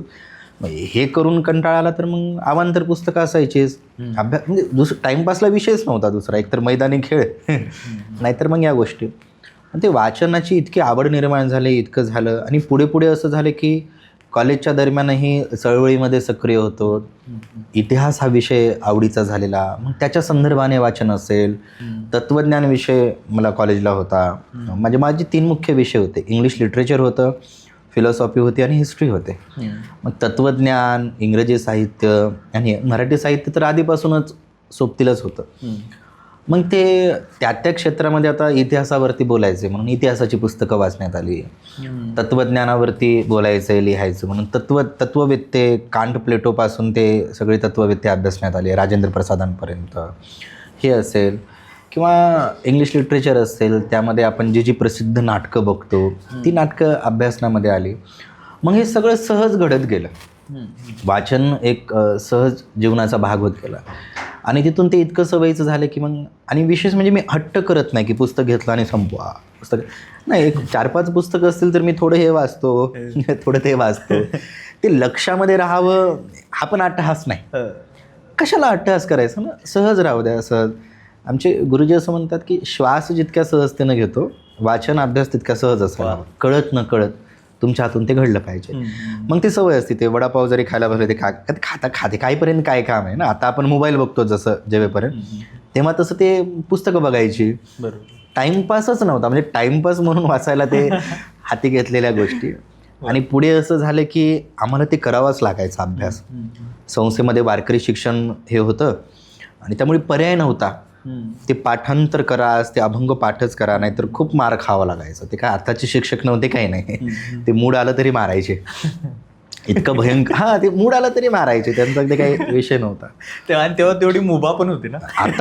आताही आम्हाला त्यांच्या पुढे बसायला भीती वाटते. ते कधी मारतील सांगता येत नाही. आजही जर कधी गेलात आळंदीला संस्थेत तर त्यांच्या ते आसनाखाली असते. आम्ही त्याला ज्ञानदायिनी म्हणतो त्या काठीला. ती पडली की सगळं आठवतं, म्हणजे जे पाठ नाही केलं ते आठवणार. मग काय व्हायचं की त्या भीतीपोटी इतकं पाठांतर करायचं होतं आम्ही की ते सवय होऊन गेली. एखादा अभंग वाचला की ते 4-5 मिनिटामध्ये पाठ करून टाकायचं. 2-3 वेळेस त्याची आवृत्ती केली, संध्या 3 आवृत्ती पाठ होय असं म्हणतात, की ते सवयीचा भाग झालेला. तेव्हा आताही होतं, पण आता थोडंसं आळसामुळे जरा ते 4-5 वेळेस करावं लागतं. पण मग तिथून वाचनाची सवय लागलेली. त्या बालमित्रापासून ते मग कुसुमाग्रजापर्यंत आलोत. तिथून ती सगळी वाटचाल. मग ग्रामीण साहित्य असेल, नागरी असेल, शहरी साहित्य असेल, ही सगळी साहित्य वाचण्यात आली. मग ते असं डावे उजवे राहिलं नाही माझ्या लेखी तरी. प्रतिगामी जे जे चांगलं आहे, ज्याने चांगलं लिहिले, ज्याचा चांगला मुद्दा तितकं आपण घ्यायचं. कारण कोणी परिपूर्ण नाही. कोणताही लेखक, कोणताही विचारवंत, कोणताही तत्ववेत्ता परिपक्व नाही. फक्त आपल्याला त्यातून घेता आलं पाहिजे. पुस्तकांची माझ्या जीवनात फार मोठी भूमिका राहिली की त्यांनी सावरलं. बऱ्याच गोष्टी ज्या आपण कोणाशी बोलू शकत नाही किंवा ज्यांच्याकडून सल्ला हवा, तो सल्ला अनेक ठिकाणी पुस्तकांनी दिला. अक्षरांशी केलेली मैत्री ती कधी वाया जात नाही, शब्दांशी केलेली. आणि मग काय होते की शब्दांची साधना केली की एका टप्प्यानंतर शब्द स्वतः त्यांचे अर्थ आपल्याला सांगायला लागतात. ती व्यापकता असते. म्हणून 100 मित्रांपेक्षा एक पुस्तक कधीही उजवं असतं. शेवटी मित्र असतात, तो भाग वेगळा. पण विचाराच्या दृष्टिकोनातून पुस्तक आपल्याला व्यापक बनवतात, अनुभव देतात, इतरांचे अनुभव आपल्याला देतात. आणि मग आपल्यालाही वाटते की हे करून बघावं का आपण, ते करून बघावं का. पण मग थांबू नये. जितकं अधिक वाचत जाल तितकं ते आपण व्यापक होत जातो. मग विचारा वाचून काही, म्हणजे विचारांशिवाय समाधान भेटत नाही. आणि ते पुस्तकातूनच येतात. एकतर ते तुम्हाला वाचण्यातून येतात, नाहीतर ऐकण्यातून येतात. आपल्या जीवनात व्यापक भूमिका 2च ठिकाणी. कोणाचं तरी चांगलं ऐकताय किंवा कोणाचं तरी चांगलं वाचतोय आपण. त्या 2 ठिकाणाहून त्या गोष्टी येतात आणि ते समृद्ध करतात. पुस्तकं आपल्याला खरी संपत्ती काय, तर ते पुस्तकांचीच संपत्ती आहे. मग अलीकडे आपण ते PDF वगैरे येतात, पण मला कधी त्यात रस नाही वाटला. ते पुस्तक हातात घेणं, ते पुस्तकाची पानं उघडल्याच्या नंतर त्या पुस्तकाचा जो गंध येतो किंवा जी फिलिंग असते हातामध्ये पुस्तक घेण्याची, ते छान वाटतं. ते पानं पलटताना ते पुस्तक. आत्तासुद्धा मी प्रवास करतो तर माझ्या गाडीमध्ये 1-2 पुस्तकं असतात, माझ्या बॅगमध्ये एखादं दुसरं पुस्तक असतं, माझ्या बेडजवळ एखादं. मी उघडत नाही. हे खरं सांगतो, एखादी अशी उघडत नाही रोज. आठवड्यातून एखाद्या वेळेस उघडत असेल, पण ते जवळ असलं तरी असं वाटतं की कोणीतरी आहे. जसा आपला आवडीचा माणूस जवळ असला की जसं आपल्याला बरं वाटतं, तो बोलला न बोलला तरी, तसं पुस्तकांचं ते मला जवळ अवतीभोवती असली तरी बरे वाटतं. म्हणून ते गाडीत असतं. तुम्ही कधी रात्री बेरात्री या माझी गाडी उघडा, एकतरी पुस्तक कुठेतरी सापडेल, काहीतरी सापडेल. मग ते तसंच असतं, कारण ते सहवास वाटतो. पुस्तकांच्या सहवासात रमलं की ते जगाच्या सहवासात रमतो आपण. पण माणसाने पुस्तकी किडा पण बनू नये. बरोबर. कारण ते जे अनुभव आहेत ते किती नाही म्हणलं तरी उसने आहेत त्यांचे. खरं आहे. पुस्तकं समजण्यासाठी सुद्धा तुम्हाला प्रवास करावा लागतो, बरोबर. जीवनाचा आयाम मोठा करावा लागतो. पण त्यातून माणूस घडतो यात शंका नाही. पुस्तकं माणसाचे फार चांगले मित्र असतात आणि ते कायमस्वरूपी. मेंटेनन्स नाही आहे, रुसवे फुगवे नसतात पुस्तकांचे, मूड स्विंग नाही आहेत, धोका देण्याचा विश्वासघाताचा विषय नाही. ते तिथंच आहे, ते तिथंच राहतात. क्या बात आहे. पण आपण आता अशा पिढीत आहोत, म्हणजे आता आपली फेज अशी आहे की आपल्या एका बाजूला झेंजे आहे आणि दुसऱ्या बाजूला म्हणजे अनुभवांनी काही एक मोठी असणारी मंडळी आहे. एक मोठी मंडळी किंवा आपल्या पिढीत सुद्धा काही मंडळी झेंजीबाबत कायम निराशावादी, म्हणजे व्यक्तता त्यांची निराशावादीच असते. ते वाचत नाहीत, ते हे करत नाहीत, ते करत नाहीत. मला नेहमी प्रश्न पडतो, जर ज्ञानोबा तुकोबा असते, नामदेवराय असते, संत मंडळी असते, काय म्हटले असते झेंजीबद्दल? म्हणजे तुम्हाला काय वाटतं? मला तरी असं वाटतं की संत फार लवचिक राहिले असते पिढीच्या बाबतीमध्ये. कारण काय असतं की वैयक्तिक मला तरी ही जी पुढची पिढी आहे, जी 2000 नंतर जन्माला आली किंवा जी 2005 नंतर जन्माला आली, मला ती कूल वाटते, सॉर्टेड आहे. आता कसं असतं, आपल्या आधीची पिढी आपल्याला म्हणते की तुम्ही बिघडलात, आपले आई वडील आपल्याला म्हणतात की तुम्ही बिघडलात, आपले आजी आजोबा आपल्या आई वडिलांना म्हणतात की ते बिघडलेत. तसं आपण परंपरेनं म्हणतो काय पुढची पिढी बिघडलेली अशी आहे तशी आहे. पण काय असतं की त्यांच्या पुढं जे जग आहे ते त्याच्यानुसार जगतायत. आपल्या पुढं जे जग होतं आपण त्यानुसार जगतोय. आई वडिलांच्या पुढं जे जग होतं ते त्यानुसार जगतायत. एका काळामध्ये 4 पिढ्या जगत असतात. वैयक्तिक निरीक्षण आहे. म्हणजे आपल्या आजी आजोबा आता आहेत, आपले आई वडील आहेत, आपण आहोत आणि आपल्या पुढची पिढी आहे. बरोबर. म्हणजे साधारण 4 पिढ्या एकाच टाईमलाईनमध्ये जगतायत. मग एका टाईमलाईनमध्ये जर 4 पिढ्या जगत असतील तर त्यांच्यामध्ये विसंवाद होणं साहजिक आहे. बरोबर. विसंवाद होणं साहजिक गोष्ट आहे. ते काय फार त्याच्यामागं फार फार मोठी सायकोलॉजी असे अशातला काही विषय नाही, काही नाही. पण होतं काय, आता जी मागची पिढी आहे आपल्या आजी आजोबांची, ते फक्त काही वर्ष राहतील, एक 10-5 वर्ष राहतील. आपल्या आईवडिलांची पिढी एक 15-1 वर्ष राहील, 20-1 वर्ष. आपण 40-50 वर्ष राहू, पण आपल्यापेक्षा जास्त ती पिढी राहणार आहे ना. बरोबर. तोपर्यंत अजून त्यांच्या पुढची एक पिढी येईल, ते त्या पिढीला नालायक म्हणतील, ती पिढी बिघडली असं म्हणतील. पण एकाच टाईमलाईनमध्ये 4 पिढ्या जरी असल्या तरी प्रत्येकाचे मार्ग, लेन वेगवेगळी आहे. बरोबर. रोड एकच आहे पण लेन वेगवेगळी आहे. ती त्याची लेन, ही याची लेन, ती त्याची लेन. आपण त्या लेनमध्ये जाऊ नये, त्याने त्या लेनमध्ये जाऊ नये, म्हणजे उगाच ते ट्रॅफिक होते. जो तो आपापल्या लेनमध्ये गेला तर ते बरं पडतं. म्हणून ही जी जेन आपण ज्याला म्हणतो किंवा अल्फा ज्याला आता म्हणतो की पुढे येणाऱ्या पिढ्या, तर त्यांच्या जगामध्ये आनंदी आहेत. आपल्याला असं वाटत असेल की काय यांना काही घेणं देणं नाही, पण त्यांना खरंच आणि त्यांनी का घेणं देणं असावं त्यांना, मुळात प्रश्न आहे. आपल्याला मागच्या परंपरांशी काही घेणं देणं उरलं का? जपतो आपण 4 गोष्टी जपतो, तशी ती उलट ही लोक भावनिक पण आहेत आणि सॉर्टेड आहेत. बरोबर. म्हणजे फार ड्रामा करत नाहीत. झाली एखादी गोष्ट सुटली, आपण 4 गोष्टीबाबत स्थिर राहतो आणि 4 गोष्टीबाबत अस्थिर राहतो. त्याही पिढीचं तसंच आहे. ते 4 गोष्टीबाबत सॉर्टेड आहेत, 4 गोष्टीबाबत कन्फ्यूज आहेत. सगळ्या पिढ्यांमध्ये तेच गुणदोष असतात, फक्त व्याख्या बदलतात.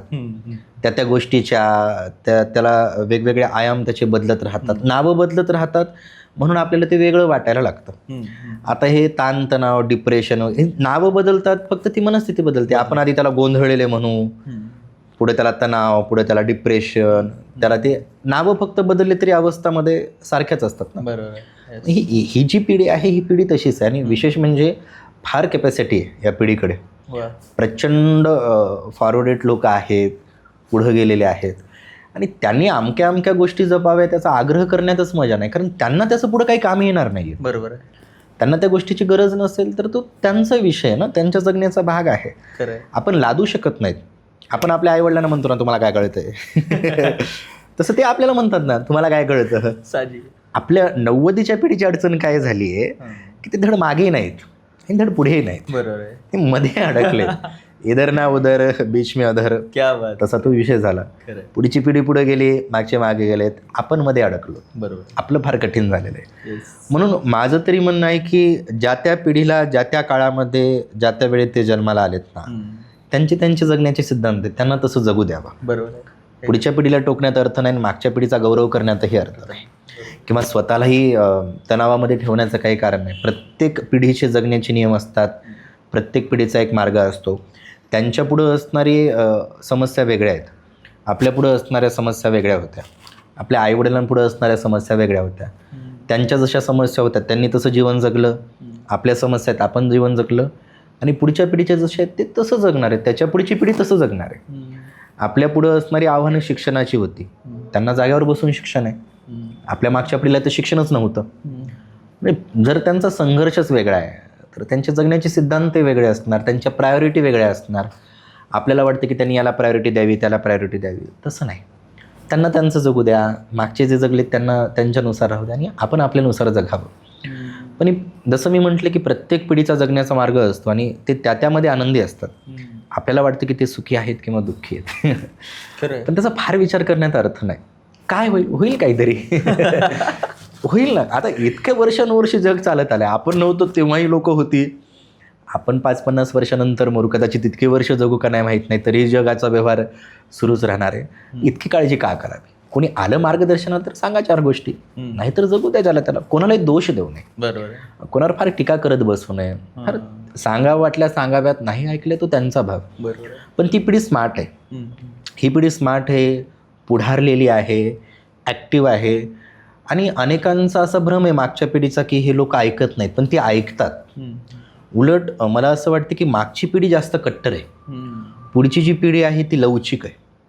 ती फार धर्माच्या बाबतीमध्ये विचार करत नाही, म्हणजे असं कट्टरतेकडे झुकत नाही ते कोणते, ती लवचिक आहेत. त्यांना जे जे चांगलं आहे ते आवडतं, आवडली तर ते स्पष्टपणे आवडलं म्हणतात, नाही आवडलं तर नाही आवडलं म्हणतात. ते फार विचार करत नाहीत, मन राखायचं हे राखायचं, आपण जसा विचार करतो कसं वाटेल का, ते करत नाहीत. त्यांना सोडून जावं वाटलं ते जातात, त्यांना यावं वाटलं ते, कारण या गोष्टींसाठी ते वेळच खर्च घालत नाहीत. बरोबर. त्यांचं करिअरवरती जास्त फोकस आहे, काहीतरी हे मिळवायचं ते मिळवायचं ते त्यामध्ये, आणि त्यामध्ये ते आनंद आहेत, त्यांनी तेच करावं. बरोबर. कारण काळ बदलला आहे इतक्या गतीनं, कोविडपासूनच किती जग बदललं आहे, बरोबर. ते पुढं बदलणार आहे. त्याचा विचार आपण का करावा? त्यांना त्यांचे मुक्त जगू द्यावं. बरोबर आहे. आपली भूमिका इतकीच असते की ते अडचणीत आले आणि आपल्यापर्यंत आले तर आपण त्यांना मार्ग दाखवावा, बाकी त्यांच्या पंखांमध्ये बळ त्यांनीच भरावं, त्यांनीच उडावं. क्या बात आहे. पण हा तुमचा जो इंस्टाग्रामवर संवाद चालू असतो, या सगळ्या गोष्टी असतात, तुम्ही ते लिहिता आणि त्याच्यावरती येणाऱ्या कमेंट्स आणि त्याला देणारे उत्तर, त्यातनं सुद्धा आम्हाला बऱ्याच गोष्टी समजत असतात. ॲक्च्युली हे लिखाण आहे, ते लिखाण आमच्यापर्यंत पोहोचलं आहे, क्रमशः आम्ही बऱ्यापैकी वाचलं आहे, क्रमशः आमच्यापर्यंत पोहोचले. आता दिटी येणार आहे, म्हणजे क्रमशः आणि दिटी याच्यामधला ज्ञानराज पांचाळ याची जी जडणघडण आहे किंवा ते लिखाणाची ज्यावेळेस सुरुवात झाली त्यावेळेस मी म्हणू शकत नाही की हे प्रॉपर लिखाण होतं, किंवा अजूनही मी त्याला असं लिखाण असं म्हणून बघत नाही. ती सहज घडणारी गोष्ट आहे. माझ्या आयुष्यात सगळ्या गोष्टी सहजच घडल्या, पण तिथून लिहायला लागलो. मग असं झालं की काही जवळच्या मित्रांचा आग्रह होता की लिहा आता पुस्तक, काय अडचण नाही. आणि मला असं होतं की पुस्तक लिहायचं म्हणजे नेमकं काय सुरुवात करायची आणि कुठून सुरुवात करायची. लिहायचं म्हणजे कसं ना, ठीक आहे वाचत आलो तर वेगळी गोष्ट आहे, पण लिहायचं काय म्हटलं ठीक आहे आपल्याबद्दलच लिहावं थोडंसं. आणि मग ते सुरू केलं. आळंदीच्या शिक्षण संस्थेत प्रवेश घेण्यापासूनचं थोडंसं एक प्रकरण लिहिलं. मग हळूहळू ते लिहित गेलं की सुचत राहतं, तसं ते लिहित राहिलो. आणि मग एक 10 प्रकरणं लिहिल्या गेली आणि त्याचं पुस्तक छापलं गेलं. आता त्याला काय नाव द्यायचं मला माहीत नव्हतं, त्याची प्रोसेस कशी असते माहीत नाही. पण एक होता कवी श्रीकांत दादा, की त्यानं ते सगळं केलं. त्याला त्यातलं माहिती होतं, अंतर्नाद पब्लिकेशनच्या माध्यमातून त्यानं ते प्रकाशित केलं. श्रीकांत सिंधू मधुकर. आणि त्या माध्यमातून त्यानं ते पूर्ण काम केलं आणि क्रमशः हे नावसुद्धा त्यानेच दिलं. वा. कदाचित क्रमशः म्हणजे ती सुरुवात टू बी कंटिन्यू आपण म्हणतो की ते सुरू राहिलं. पण ते लिहिल्या गेलं. आणि विशेष म्हणजे अजूनही मी त्याची सुधारित आवृत्ती आणली नाही. आता पुढे आणेल, पण आत्तापर्यंत अजून त्याची सुधारित आवृत्ती आणली नाही. जे आहे ते प्रिंट केलं. म्हणजे पहिली आवृत्ती 6,000 पुस्तकं हो, गेली. 5,000 साधारण पहिली पुस्तकं आवृत्ती ती- 300ची असावी, 600ची असावी. अशा काळात पहिली आवृत्ती 6,000 पुस्तकांची गेले आहे. आतापर्यंत. हा प्रचंड मोठा रेकॉर्ड आहे मराठी साहित्यात. आणि ते कुठं उपलब्ध नाही केलं मी पुस्तक, कुठंच उपलब्ध नाही केलं. कोणत्या लायब्ररीमध्ये तुम्हाला सापडणार नाही, कोणत्या वेबसाईटवरती नाही, कोणत्या ग्रंथालय कुठंच नाही आहे ते, कोणत्या पुस्तकाच्या दुकानावरती नाही. फक्त जे तिथं वाचायला लोक येतील त्यांनी विचारणा केली तर ते त्यांच्यापर्यंत ते पोहोचत गेलं. खरं तर ते वाचण्याची ताकद माझ्यातच नाही. आता मी जे काही लिहिलंय मी जर आता ते उघडून बघितलं तर मला चुकाच दिसतात नुसत्या, म्हणून मी ते बघतच नाही. मी आता त्याला तेव्हाच बघणार आहे जेव्हा ते मला पुन्हा लिहून काढायचं, त्याची सुधारित आवृत्ती आणायची. पण तिथून तो प्रवास सुरू झाला. आणि आता दुसरं पुस्तकही लिहिण्याचा काही माझा विचार नव्हता. पहिलाही लिहिण्याचा विचार नव्हताच. पहिल्या वेळेसही हट्ट होता जवळच्या लोकांचा की लिही. आणि यावेळेस असं झालं की अनेक वाचकांचं हे मत होतं की हे सगळे लेख इथं असं सोशल मीडियावरती ठेवण्यापेक्षा आम्हाला ते पुस्तकातून दे, पुस्तक आमच्या जवळ राहील. पुस्तकाची भूमिकाच आपण बघितली तशी वेगळी राहते. मग हे सगळं हट्टापायी ते कुठेतरी मग त्याची ती सुरुवात होत गेली. साई खरात म्हणून एक मुलगा आहे, खूप चांगलं काम करतोय आता सोशली तो. आणि त्याने खूप आधी मला ते प्रिंट करून आणले होते 100-200 लेख. आणि त्याने सांगितलं की दादा हे असं लेखांचा संग्रह करता येईल आपल्याला. त्यावेळेस मी त्याला ठीक आहे म्हणलं, मी आळशी माणूस या बाबतीमध्ये. ठीक आहे म्हटलं. मग ते तसंच गेले, बरेच दिवस गेले. त्याच्यानंतर पुन्हा ते सुरू झालं. काही वाचकांची मेसेज असायची की हे पुस्तकात आणा ना. मग थोडं ते कुठंतरी मनावर बिंबवण्यात आलं. मग हळूहळू मग मित्र पुढे आले, मैत्रिणी पुढे आल्या. मग लेख संकलित करणं असेल, त्याची प्रूफ रिडिंग असेल, ह्या सगळ्या गोष्टी घडत गेल्या. आणि मग ते एक 600-650 लेखांचा आम्ही संग्रह केला. आणि मग ते 600-650 लेखांचा संग्रह आता प्रकाशित होतोय. विषय असा झाला की मग याला पुस्तकाला नाव काय द्यावं हा प्रश्न पडला. कारण यामध्ये विशिष्ट कथा नाही, याचा काही विशिष्ट फॉर्मॅट नाही, काहीच असं नाही की म्हणजे एक विषयच नाही आहे त्या पुस्तकांचा. मग नाव काय द्यावं. मग जसं की मी नेहमी प्रश्न पडले की ज्ञानेश्वरीकडे जातो. तसं आम्ही सोलापूरला डॉक्टर जगदीश पाटील त्यांच्या घरी होतो आणि तिथंच आम्ही हे प्रूफ रिडिंगचं पूर्ण काम केलं. आणि ते पूर्ण लिखाण आमचं पूर्ण झाल्याच्या नंतर आता असं झालं की काय करावं, नाव तर हवं आहे. आणि नाव त्याला शोभेल असं असायला हवं, कारण नावामध्ये बऱ्याचशा गोष्टी असतात. बरोबर. मग म्हटलं की चला शेवटी ज्ञानेश्वरी बघूयात. आम्ही ज्ञानेश्वरी हातामध्ये घेतली, उघडली की पुढे दिठी शब्द होता. मग आम्ही ते दिठी शब्द समर्पक वाटला. असं वाटलं की चला ते तिथून आलाय आदेश, तो दिठी ठेवून द्या. आणि मग दिठी शब्दाचा अर्थ दृष्टी होतो. मला लाभलेल्या दृष्टीने किंवा आयुष्याने मला दिलेल्या दृष्टीनेच ते लिखाण पुढं आलं, किंवा त्या लिखाणाने मला दृष्टी दिली असंही म्हणायला हरकत नाही. दोन्ही बाजूने जरी घेतलं की माझ्या दृष्टीमुळे मी लिहू शकलो किंवा त्या लिहिण्यामुळे मला दृष्टी लाभली. मी त्या लिखाणासोबत मी मोठा होत गेलो. हळूहळू माझं लिखाण बदलत गेलं तसं मी बदलत गेलो, किंवा मी बदलत गेलो तसं लिखाण बदलत गेलं. पण ते करत ते दिठीपर्यंत सध्या आलं आणि मग ते आता प्रकाशित होतंय. म्हणून क्रमशः म्हणजे तिथून सुरुवात झाली आणि दिठीने आता दृष्टी दिली. त्या सुरू झालेल्या प्रवासाला आत्ता डोळे आले. आता इथून पुढे त्या डोळ्यातून काय काय दिसेल, त्यातून काय काय घडेल हा नंतरचा भाग. मी पुन्हा आळशीच असेल त्यामध्ये काही शंका नाही. पण क्रमशः ते दिठी माझ्यात वैयक्तिक खूप बदल झाले त्या लिखाणामुळे, त्या एकूण प्रवासामुळे. पण या सगळ्या प्रवासात वाचकांनी खूप प्रेम केलं. म्हणजे मी जरी असं म्हटलं एखाद्याला पुस्तक देताना की क्रमशामध्ये खूप व्याकरणाच्या चुका आहेत, तो म्हणतो आम्ही चुका बघत नाहीत, आम्ही शब्द लिखाण बघतोय, भाव बघतोय. म्हणजे लोक आहेत, त्यांनी प्रेम केलं म्हणून ते पुस्तक मोठं झालं. आणि आता याही पुस्तकाला खूप चांगला प्रतिसाद लोकांनी दिला. आता मात्र ते सगळीकडे उपलब्ध करेल, कारण आता थोडंसं आपणच त्या चुका सुधारित आवृत्तीमध्ये सुरुवातीलाच त्या आणल्यात. पण क्रमशः आणि दिठी या दोन्हीच्यामध्ये खूप मोठा काळ गेला आहे.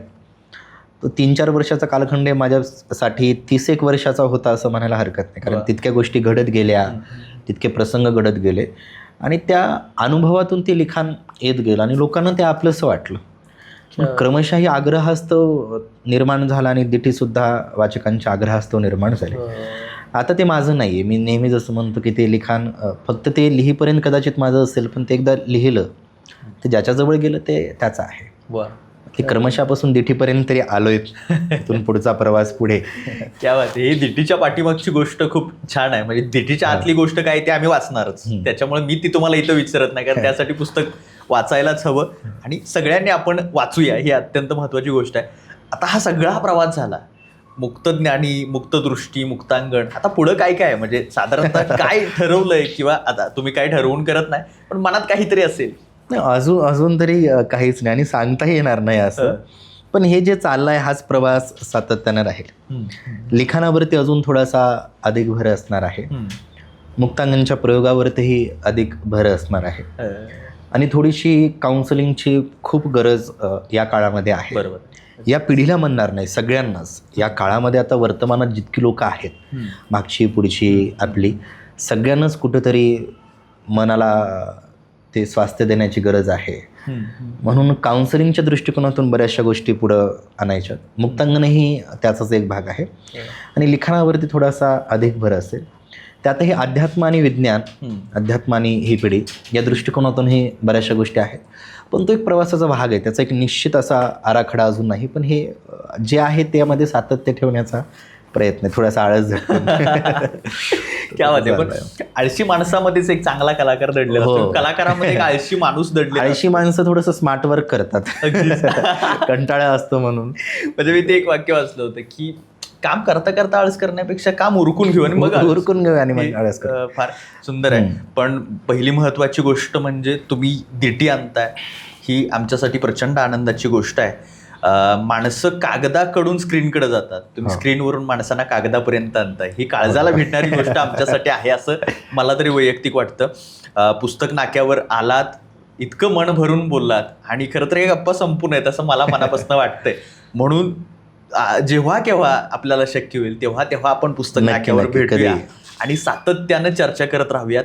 याचं कारण असं आहे की ज्याला काउन्सिलिंगसाठी फोन येतात तो माणूस खरंच सांगण्याच्या आणि ऐकण्याच्या एक विशिष्ट उंची प्राप्त केलेला असतो. आमच्यासाठी, अर्थात तुम्ही समोर आहात म्हणून हे करत नाही आहेत, पण ते आमच्यासाठी आहे. असंच पुस्तक नाका तुमच्यासाठी मुक्तांगण आहे असं समजा. आणि हा मुक्तांगणाचा एक भाऊ म्हणजे पुस्तक नाका, याच्यावरती तुम्ही आलात त्याबद्दल धन्यवाद. कायम ऋणात राहणं पसंत. तुमचंही पुस्तक नाकाचं कार्य खूप छान चाललंय. मी अप्रत्यक्ष का असेना पण आम्ही त्यामध्ये सहभागी आहोतच. या चळवळी लोकमान्यता मिळो न मिळो, लोकांचा त्याला पाठिंबा मिळो न मिळो, पण या चळवळी सुरू राहिल्या पाहिजे. पुस्तकाच्या दृष्टिकोनातून माणसं वाचत राहिली पाहिजे, बघत राहतातच पण वाचत राहिली पाहिजे. वाचण्यासाठी संयम लागतो, वाचण्यासाठी स्थिरता लागते आणि वाचणारी माणसं असली की ती माणसं समाज घडवत असतात, लोक घडवत असतात. तुमचंही कार्य खूप मोठं आहे. तुमच्याही कामाला, कार्याला माझ्या वैयक्तिक आणि आमच्या वाचकांकडून शुभेच्छा. नक्कीच, काहीच हरकत नाही. 1 फेब्रुवारी दुपारी 1 ते 3 महात्मा गांधी भवन, कोथरूड या ठिकाणी आपण सगळेजण जमूयात आणि दादाच्या दिटीचा सोहळा आपण सगळेजण पाहूयात. त्या कार्यक्रमाला असणारे मान्यवर सुद्धा प्रचंड मोठे आहेत. त्याची पत्रिका ज्ञानदादाच्या इंस्टाग्राम हँडलवरती तुम्ही बघू शकता. अर्थात दादाला फॉलो करा आणि मिळवा भरभरून सुगंध. हा सुगंध मिळवण्यासाठी पुस्तक नाका आणि ज्ञानराज पांचाळ यांना सातत्यानं फॉलो करत राहा आणि त्याचबरोबर सबस्क्राईब करा. तुम्ही ऐकून घेतलं, ऐकत आहात आणि यापुढेही ऐकत राहणार आहात, हेच आमच्यासाठी प्रचंड मोठी प्रेमाची गोष्ट आहे. हे प्रेम जपत राहूया आणि सातत्यानं भेटत राहूया. धन्यवाद.